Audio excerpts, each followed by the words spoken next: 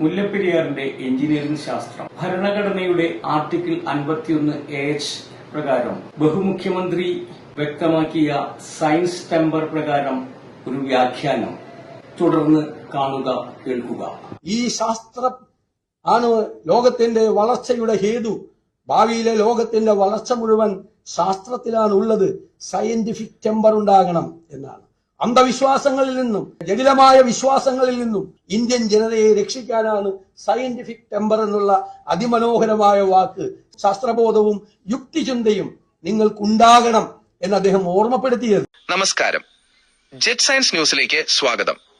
കേരളത്തിൽ കാലവർഷം ശക്തമാവുകയാണ്. ഇതിനൊപ്പം തന്നെ നമ്മുടെ നാട്ടിൽ പതിവുള്ള ഒരു കാര്യമുണ്ട്: മുല്ലപ്പെരിയാർ സമരസഖാക്കളുടെ ഉണരൽ. വർഷാവർഷം പെയ്യുന്ന മഴവെള്ളത്തിനൊപ്പം ജനങ്ങളിലേക്ക് ഭീതിയുടെയും ആശങ്കയുടെയും വിത്തുകൾ വിതറാൻ ചിലർ വീണ്ടും ഇറങ്ങിപ്പുറപ്പെടും. മാധ്യമങ്ങളിലെ ചർച്ചകളും അശാസ്ത്രീയമായ വാദങ്ങളും കേട്ട് ഉറക്കം നഷ്ടപ്പെടുന്ന ലക്ഷക്കണക്കിന് സാധാരണക്കാരായ ജനങ്ങൾ നമ്മുടെ നാട്ടിലുണ്ട്. അങ്ങനെയെങ്കിൽ മുല്ലപ്പെരിയാറിനെ കുറിച്ച് ഓർത്ത് ഭയപ്പെടുന്നവർക്ക് ഇന്ന് രാത്രി സമാധാനമായി ഉറങ്ങാൻ വേണ്ടിയാണ് ജെറ്റ് സയൻസ് ന്യൂസ് ഈ പ്രത്യേക ശാസ്ത്രീയ വിശകലനം അവതരിപ്പിക്കുന്നത്. ഇത് വികാരത്തിന്റെ ഭാഷയല്ല, ശുദ്ധമായ ശാസ്ത്രത്തിന്റെ എഞ്ചിനീയറിംഗ് ഭാഷയാണ്. മുല്ലപ്പെരിയാർ എന്നത് ആധുനിക നിർമ്മാണ ലോബികൾ പറയുന്നത് പോലെ വെറുമൊരു അണക്കെട്ടല്ല, അതൊരു എഞ്ചിനീയറിംഗ് വിസ്മയമാണ്. മാസീവ് ഗ്രാവിറ്റി സ്ട്രക്ചർ എന്ന തത്വത്തിന്റെ അടിസ്ഥാനത്തിലാണ് ഈ ഭീമൻ ചിറ നിർമ്മിച്ചിരിക്കുന്നത്. ശാസ്ത്രലോകം ഒരു കാര്യം സമ്മതിക്കും: ഇതേ മാസീവ് ഗ്രാവിറ്റി സ്ട്രക്ചറിന്റെ സാങ്കേതിക അടിത്തറയിലാണ് ലോകപ്രസിദ്ധമായ മക്ക മദീന പള്ളികളും റോമിലെ സെന്റ് ജോൺ ബസിലിക്കയും തുർക്കിയിലെ ഹാഗിയ സോഫിയയും തഞ്ചാവൂരിലെ വലിയ ക്ഷേത്രവും ശ്രീരംഗനാഥ സ്വാമി ക്ഷേത്രവും ഒക്കെ നിർമ്മിച്ചിട്ടുള്ളത്. നൂറ്റാണ്ടുകളായി പ്രകൃതിക്ഷോഭങ്ങളെ അതിജീവിച്ച് ഇവയെല്ലാം ഇന്നും തകരാതെ നിൽക്കുന്നത് ഈ മാസീവ് ഗ്രാവിറ്റി ഡിസൈനിന്റെ മികവുകൊണ്ട് മാത്രമാണ്. ഈ പറയുന്ന പുരാതന നിർമ്മിതികൾക്കൊന്നും കാലപ്പഴക്കം പറഞ്ഞ് ആരും പൊളിച്ചുകളയാൻ ആവശ്യപ്പെടുന്നില്ല. പിന്നെന്തിനാണ് മുല്ലപ്പെരിയാറിന്റെ കാര്യത്തിൽ മാത്രം ഈ ഭീതി? ഇനി നമുക്ക് എഞ്ചിനീയറിംഗ് സയൻസ് പരിശോധിക്കാം. ഒരു വലിയ ഭൂകമ്പം ഉണ്ടായാൽ പോലും കോൺക്രീറ്റ് ആർച്ച് ഡാമായ ഇടുക്കി തകർന്നേക്കാം, പക്ഷെ മാസീവ് സ്ട്രക്ചറായ മുല്ലപ്പെരിയാർ ചിറ തകരില്ല. അതാണ് ഈ ഡിസൈനിന്റെ പ്രത്യേകത. മാത്രമല്ല, ഇടുക്കി ഡാം തകർന്നാൽ ഉണ്ടാകുന്ന തരത്തിലുള്ള പെട്ടെന്നുള്ള വൻ നാശനഷ്ടങ്ങളൊന്നും തന്നെ മുല്ലപ്പെരിയാർ ചിറയുണ്ടാക്കുകയുമില്ല. പുതിയ അണക്കെട്ട് നിർമ്മിച്ച് കോടികളുടെ കരാറുകൾ ഒപ്പിടാൻ കാത്തിരിക്കുന്ന കൺസ്ട്രക്ഷൻ കമ്പനികളുടെ ഏജന്റുമാരായ സമരസഖാക്കളുടെ അൺസയന്റിഫിക്കായ വാദങ്ങൾ കേട്ട് ദയവായി ആരും ഉറക്കം കളയേണ്ടതില്ല. ഹൈഡ്രോളിക് മെഷീനുകൾ സ്ഥിരമായി ഡിസൈൻ ചെയ്യുന്ന ദീർഘകാലത്തെ പ്രൊഫഷണൽ അനുഭവസമ്പത്തുള്ള ഒരു മെക്കാനിക്കൽ എഞ്ചിനീയറുടെ നിരീക്ഷണങ്ങളാണിത്. 1981 എഞ്ചിനീയറിംഗ് ഡിപ്ലോമ ക്ലാസ്സിലെ ഹൈഡ്രോളിക്സ് ചർച്ചകളുടെ ബാക്കിപത്രമായി വർഷങ്ങൾക്ക് മുൻപ് ഫേസ്ബുക്കിൽ പ്രസിദ്ധീകരിച്ച ഈ ശാസ്ത്രീയ ഡാറ്റകളെ തെറ്റാണെന്ന് സ്ഥാപിക്കാൻ ഇന്നുവരെ ഒരു ശാസ്ത്രജ്ഞനും കഴിഞ്ഞിട്ടില്ല എന്നത് തന്നെയാണ് ഇതിന്റെ ഏറ്റവും വലിയ വിശ്വസനീയത. ഈ ശാസ്ത്രീയ ഡാറ്റകളുടെ പൂർണ്ണമായ വിവരങ്ങൾ വാർത്താരൂപത്തിൽ താഴെയുള്ള ഡിസ്ക്രിപ്ഷനിൽ ഞങ്ങൾ നൽകുന്നുണ്ട്. അനാവശ്യ ഭീതികൾ മാറ്റിവെക്കൂ, ശാസ്ത്രത്തെ വിശ്വസിക്കൂ. നിങ്ങൾ വീഡിയോ കാണൂ. ഈ മഴക്കാലത്ത് ജനങ്ങൾക്ക് ആശ്വാസമേകാൻ ഇത് പരമാവധി ഷെയർ ചെയ്യൂ. നന്ദി, നമസ്കാരം. മുല്ലപ്പെരിയാർ തകരില്ല, കോൺക്രീറ്റ് ഡാമുകളേക്കാൾ സുരക്ഷിതം. ഭീമൻ ചിറ മെക്കാനിക്കൽ എഞ്ചിനീയറിംഗ് വിശകലനവുമായി ശാസ്ത്രലോകം. മുല്ലപ്പെരിയാർ അണക്കെട്ടിന്റെ സുരക്ഷിതത്വത്തെക്കുറിച്ചുള്ള ആശങ്കകളും തർക്കങ്ങളും പുതിയൊരു തലത്തിലേക്ക്. വർഷങ്ങളുടെ പഴക്കം പറഞ്ഞ് അണക്കെട്ടിന്മേൽ ജനങ്ങളിൽ ഭീതി പരത്തുന്ന പ്രവണതകൾ ശാസ്ത്രീയമല്ലെന്നും ഫ്ലൂയിഡ് മെക്കാനിക്സിന്റെയും ഫ്ലൂയിഡ് മെക്കാനിക്സ് മെക്കാനിക്കൽ എഞ്ചിനീയറിംഗിന്റെയും നിയമങ്ങൾ പ്രകാരം മുല്ലപ്പെരിയാർ അണക്കെട്ട് പൂർണ്ണമായും സുരക്ഷിതമാണെന്നും വ്യക്തമാക്കുന്ന സമഗ്രമായ എഞ്ചിനീയറിംഗ് റിപ്പോർട്ട് പുറത്ത്. നിർമ്മാണ ലോബികളുടെ താൽപര്യങ്ങൾക്കപ്പുറം ഹൈഡ്രോളിക് പ്രഷർ നിയമങ്ങളും ഫോഴ്സ് ബാലൻസ് സമവാക്യങ്ങളും മുൻനിർത്തിയാണ് ഈ പുതിയ ശാസ്ത്രീയ വിശകലനം.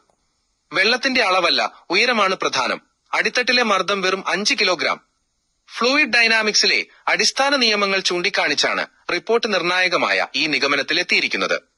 ഒരു അണക്കെട്ടിന്റെ അടിത്തട്ടിൽ അനുഭവപ്പെടുന്ന ഹൈഡ്രോളിക് പ്രഷർ, ഹൈഡ്രോസ്റ്റാറ്റിക് പ്രഷർ എന്നത് ജലസംഭരണിയിലെ വെള്ളത്തിന്റെ ആകെ അളവിനെയല്ല, മറിച്ച് വെള്ളത്തിന്റെ ഉയരത്തെ, ഡെപ്ത് മാത്രമാണ് ആശ്രയിക്കുന്നത്.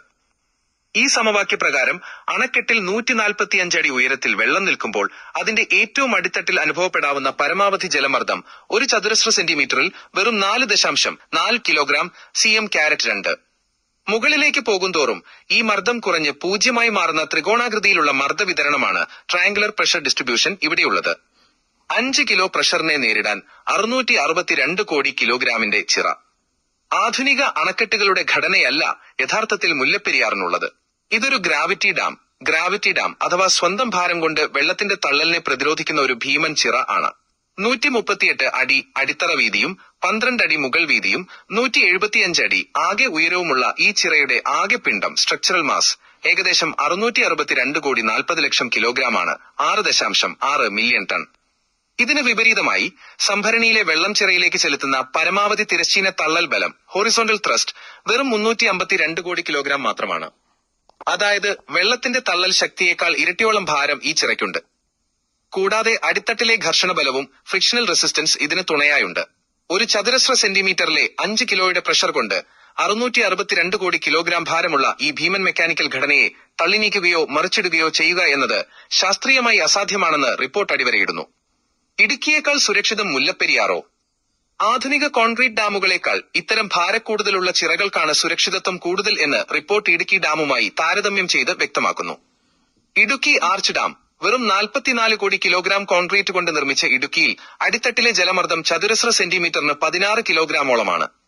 ഒരു ഭൂകമ്പമുണ്ടായാൽ ഇതിന്റെ ആർച്ച് ലോഡ് മെക്കാനിസം തകരാനും മിനിറ്റുകൾക്കുള്ളിൽ കോൺക്രീറ്റ് ഘടന തകരാനും സാധ്യതയുണ്ട്. മുല്ലപ്പെരിയാർ ഗ്രാവിറ്റി ഡാം, ഇവിടെ പ്രഷർ വെറും 5 കിലോയും താങ്ങാനുള്ള ഭാരം 662 കോടിയുമാണ്. കല്ലും മണ്ണും സുർക്കിയും ചേർന്ന മിശ്രിതമായതിനാൽ ഇതിന് ചെറിയ ഭൂചലനങ്ങളെ ഉൾക്കൊള്ളാനുള്ള ഡാമ്പിംഗ് കപ്പാസിറ്റി കൂടുതലുണ്ട്. ഘടനയിൽ ഒരു വിള്ളലുണ്ടായാൽ പോലും വെള്ളം ഒലിച്ചു പോകാൻ വലിയ സമയമെടുക്കും. ആധുനിക റീ എഞ്ചിനീയറിംഗിലൂടെ സുരക്ഷിതത്വം ഉറപ്പാക്കി പഴയ സുർക്കി ഘടനയ്ക്ക് കാലപ്പഴക്കം കൊണ്ട് സംഭവിക്കാവുന്ന ക്ഷീണത്തെ മറികടക്കാൻ വിപുലമായ മെക്കാനിക്കൽ റീ എഞ്ചിനീയറിംഗ് ഇതിനകം നടത്തിയിട്ടുണ്ടെന്ന് തമിഴ്നാടിന്റെ വാദങ്ങളെ ഉദ്ധരിച്ച് റിപ്പോർട്ട് വ്യക്തമാക്കുന്നു. 1. Pre stressed cable anchoring. High tensile steel കേബിളുകൾ ഉപയോഗിച്ച് അണക്കെട്ടിന്റെ മുകളിൽ നിന്ന് താഴത്തെ അടിസ്ഥാന പാറ ബെഡ്റോക്ക് വരെ ആഴത്തിൽ തുളച്ചു കയറ്റി വലിച്ച് മുറുക്കി ഉറപ്പിച്ചു. 2. RCC ജാക്കറ്റിംഗ്. അണക്കെട്ടിന്റെ പിൻഭാഗത്ത് ശക്തമായ കോൺക്രീറ്റ് ഭിത്തി അധികമായി നിർമ്മിച്ച് ചിറയുടെ വീതിയും ആകെ സ്വയംഭാരവും വീണ്ടും കൂട്ടി. 3. Pressure grouting. ഉയർന്ന അന്തരീക്ഷമർദ്ദത്തിൽ സിമന്റ് സ്ലറി അടിച്ചു കയറ്റി ഉള്ളിലെ സുഷിരങ്ങൾ വോയിഡ്സ് ഇല്ലാതാക്കി ഘടനയെ ഒരു സിംഗിൾ മോണോലിത്തിക് ബ്ലോക്കായി മാറ്റി. ജസ്റ്റിസ് KT തോമസ് കമ്മീഷൻ അണക്കെട്ട് സുരക്ഷിതമാണെന്ന് വിലയിരുത്താനുള്ള സാങ്കേതിക പശ്ചാത്തലവും ഇതാണ്. കൺസ്ട്രക്ഷൻ ലോബികളുടെ ഭീതിപ്പെടുത്തലുകൾക്ക് തിരുത്ത്. ഈജിപ്തിലെ പിരമിഡുകളോ ഇന്ത്യയിലെ പുരാതനമായ കല്ലണയോ ഗ്രാൻഡ് ആനിക്കറ്റ്, തഞ്ചാവൂർ വലിയ ക്ഷേത്രമോ ഒക്കെ നൂറ്റാണ്ടുകളായി തകരാതെ നിൽക്കുന്നത് അവയുടെ അസാധാരണമായ മാസ് വിതരണവും ഗ്രാവിറ്റി ഡിസൈനും കൊണ്ടാണ്. പഴക്കം ചെന്നതുകൊണ്ട് മാത്രം അവ ആരും പൊളിച്ചുകളയാറില്ല. പുതിയ നിർമ്മാണ കരാറുകൾ ലക്ഷ്യമിടുന്ന കൺസ്ട്രക്ഷൻ ലോബികളുടെ ഭീതിപ്പെടുത്തുന്ന പ്രചാരണങ്ങൾക്കടിപ്പെടാതെ ഹൈഡ്രോളിക്സ് പ്രഷർ നിയമങ്ങളും ഫോഴ്സ് ബാലൻസ് സമവാക്യങ്ങളും വസ്തുതാപരമായി മനസ്സിലാക്കുകയാണ് ശാസ്ത്രബോധമുള്ള ഒരു സമൂഹം ചെയ്യേണ്ടതെന്ന് റിപ്പോർട്ട് ഉപസംഹരിക്കുന്നു.